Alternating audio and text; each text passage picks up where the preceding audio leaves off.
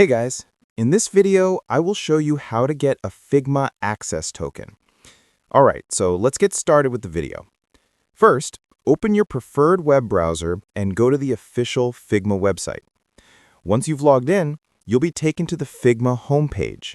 From here, go to your Profile section by clicking on your profile icon or avatar at the top right corner of the screen. When the drop-down menu appears, click on Settings. In your Settings panel, scroll down to the Security section and click on it.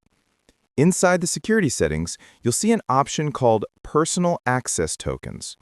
These tokens are used as secure keys when you want to connect Figma with other tools or use the Figma API. Now, click on the Generate New Token button. You'll be asked to give your token a name. After entering a name, confirm to create the token. Figma will then generate your personal access token and show it on the screen.